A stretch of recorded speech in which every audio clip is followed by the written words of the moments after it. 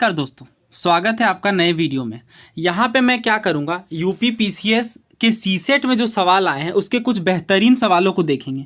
ये सवाल आपके अपकमिंग यूपीएससी के सीसेट के लिए भी हेल्पफुल होगा और इसके बाद जो आपके कॉम्पिटिटिव एग्जाम में रीजनिंग और मैथ्स आते हैं उनमें ये सवाल डेफिनेटली रिपीट होंगे, इनके कंसेप्ट ज़रूर रिपीट होंगे। अभी यूपी पीसीएस का जो यूपी ट्रिपल एसएससी का जो लेखपाल होता है उसके अंदर भी ये सवाल की रिपीटेशन होने या कंसेप्ट के रिपीट होने की गुंजाइश है। तो चलिए सवालों को देखते हैं। अच्छा, पहला सवाल जो था यहाँ पे ब्लड रिलेशन का था। Rajan is brother of Sachin and Manak is father of Rajan. तो मैं आपको ये बिल्कुल डिटेल में बताते हुए चलूँगा। यहाँ पे आपसे बोला जा रहा है कि राजन जो है वो ब्रदर है किसका, सचिन का। तो यहाँ पे आप ऐसे लिख लीजिए। उसके बाद अब देखिए, ध्यान दीजिए, जब मैं वन लाइन बनाता हूँ ना, इसका मतलब होता है ब्रदर या फिर सिस्टर। अगर टू लाइन बनाऊंगा तो हस्बैंड या फिर वाइफ। ये आप खुद ब खुद यूज करेंगे तो फिर आप ये चीज़ें समझ जाएंगे, ये मुश्किल नहीं होता। फिर उसके बाद आपको क्या बोला गया है, मैं यहाँ का पेन सेलेक्ट कर लेता हूँ। फिर आपको ये बोला गया है मानक is father of Rajan. Okay, ये तो डिलीट हो गया, फिर से मैं लिख लूँगा। Rajan is brother of Sachin and Manak is father of Rajan. Okay, Rajan is brother of Sachin.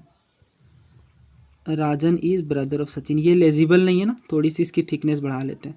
Okay, Rajan is brother of Sachin. उसके बाद फिर आपसे क्या बोला गया है, फिर ये बोला गया है कि मानक इज फादर ऑफ राजन। तो अब देखिए, फादर है ना, तो ऊपर में आपको ये लाइन बनाना है और यहाँ पे ऐसे लिख देना मानक, यानी एम। ना आगे पढ़िए।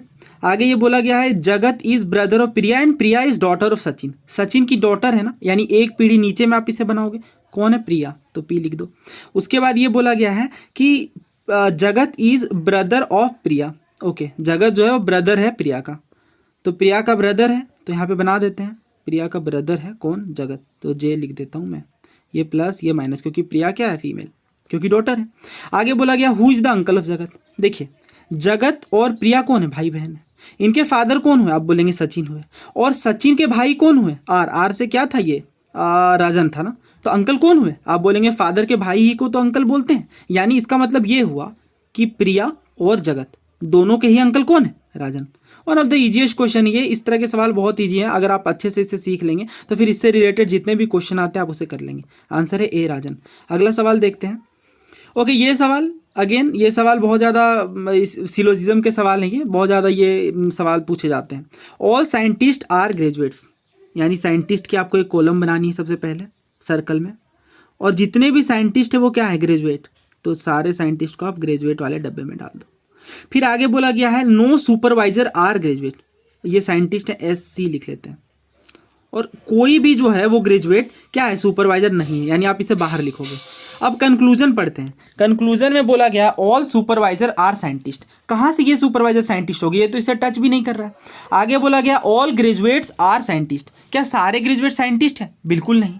अगर आपसे बोला जाता ऑल साइंटिस्ट आर ग्रेजुएट तो सही हो जाता, बट इसका मतलब ये थोड़ी कि ऑल ग्रेजुएट साइंटिस्ट। हाँ, अगर ये जो बॉक्स है वो ग्रेजुएट अंदर रहता और फिर बाहर में साइंटिस्ट मिलता तो फिर वो सही हो सकता था, बट ऐसा तो है नहीं, यानी ये भी गलत। तीसरा पढ़ते हैं नो सुपरवाइजर और साइंटिस्ट। क्या कोई भी सुपरवाइजर साइंटिस्ट नहीं, ये तो बिल्कुल सही बात है, क्योंकि ग्रेजुएट के अंदर में सुपरवाइजर आ रहा है, और कोई भी ग्रेजुएट, यहाँ पढ़िए नो सुपरवाइजर आर ग्रेजुएट, यानी कि कोई भी ग्रेजुएट सुपरवाइजर नहीं है, यानी कि ये जो है वो सही है।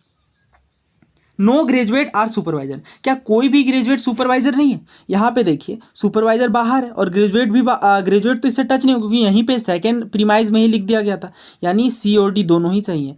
पता नहीं ये क्वेश्चन कैसे गलत हो गया, बट दोनों ही सही यहाँ पे मुझे लग रहे हैं। अगर आपका आंसर इसमें कुछ अलग आ रहा है तो आप प्लीज़ कमेंट बॉक्स में लिखिए, फिर मिल के देख लेते हैं, बट मुझे C और D दोनों ही लग रहा है इसका आंसर, क्योंकि यहाँ पे वो तो क्लियरली विजिबल है। ये सिलोजिज्म का सवाल था। नेक्स्ट क्वेश्चन पे आते हैं। अ सर्कल, अच्छा ये मैथ्स का मैंने लिया है। A circle touches all 4 sides of a quadrilateral ABCD। Okay, एक सर्कल है आपके पास,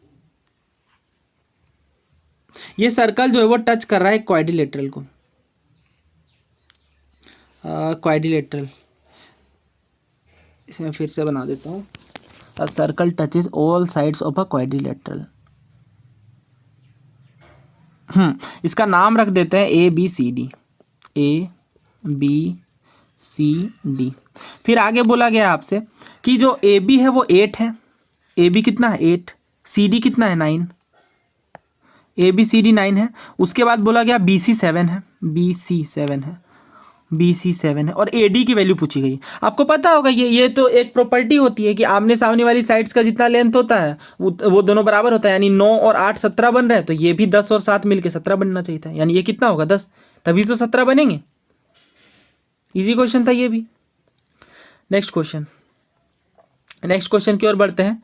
नेक्स्ट ये मैथ्स का था। नेक्स्ट, अच्छा ये भी मैथ्स का ही सवाल है। If the radius of a sphere is increased by 2 centimetre, its surface area is increased by 352 centimetre square. Radius बताइए। ओके, देखिए इस सवाल को। रेडियस जो है वो सर्कल का पहले मान लीजिए r था, आपने जब रेडियस बढ़ाया तो वो कितना हो गया r+2 या r-2 मान लीजिए मैंने r-2 मान लिया। अच्छा क्यों माना मैंने r-2 ये बता दूं। पहले रेडियस r-2 था, फिर 2 बढ़ गया, तो r-2 में 2 बढ़ा होगा तो कितना बन गया होगा, r बन गया होगा। अब आगे बोला गया है कि सरफेस एरिया जो वो 352 बढ़ गई। सरफेस एरिया होता कितना है स्फीयर का सरफेस एरिया कितना होता है, याद है आपको, 4πr²। तो मैं लिख लेता हूँ यहाँ पे 4πr²। पहले कितना रहा होगा r², फिर माइनस 4π, अब कितना हो गया r-2 का स्क्वायर, और ये घटाने पे कितना बन रहा है, वही ना लिखा गया है कि सरफेस एरिया बढ़ के 352 बढ़ गया, तो 352 लिख लो।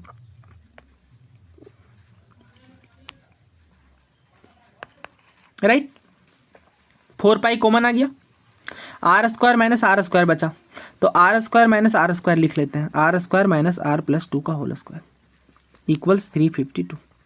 4 से इसे कट कर देते हैं, 4 8 जा 32 और 4 8 जा 32, 88 आ गया। 88 पाई की वैल्यू लिखी गई थी, पाई की वैल्यू लिख लेते हैं 22/7। ब्रैकेट में कितना था हमारे पास, r² - r+2 का होल स्क्वायर। अब आपने ये फॉर्मूला पढ़ा होगा, कौन सा, a² - b² वाला, क्या होता है a + b a - b, तो बस लिख लेते हैं a + b यानी r + r+2, r + r+2। उसके बाद क्या था, r - a - b ना, तो फिर r - r-2, ये फॉर्मूला आप समझ पा रहे हो ना, r - r-2 हो जाएगा। r - r-2 जब आप करोगे, r - r-2, तो वो कितना बन जाएगा, वो तो सिर्फ कट के आपके पास कितना बचेगा, सिर्फ 2 बचेगा ना, तो r और r तो कट जाएंगे, तो आप यहाँ पे लिख लो 2 इक्वल्स कितना है, 352 था ना। ये थोड़ा लेंदी लग रहा है बट आप खुद से सॉल्व करोगे, 88 था कटने के बाद, तो काफ़ी इजी हो जाएगा। 22 4 जा 88, r + r+2 यानी 2r+2, 2r+2, और यहाँ पे मल्टीप्लाई में कितना है 2, 7 4 जा 7 उधर जाके मल्टीप्लाई होगा 28 बन गया। 2 से ये कटेगा 14 बार में, 14। 2r की वैल्यू कितनी बनी, 14 में वो दो जा करके घटेगा तो कितना बचेगा 12, तो r की वैल्यू कितनी निकल करके आई 6। r की वैल्यू 6 आ गई। आपसे क्या पूछा गया था, पहले का या बाद का, what is the radius of a sphere. अच्छा पहले वाला रेडियस पूछा गया, तो पहले कितना रहा होगा, 6 रहा होगा, क्योंकि 2 कम आएगा, ये तो आपने r की वैल्यू निकाली ना, तो 6 आ गया। 8 मत टिक कर देना, ये फर्स्ट ही में 8 इन्होंने दे रखा, आप इसे चेक भी कर क्या होती है वैल्यू इसकी।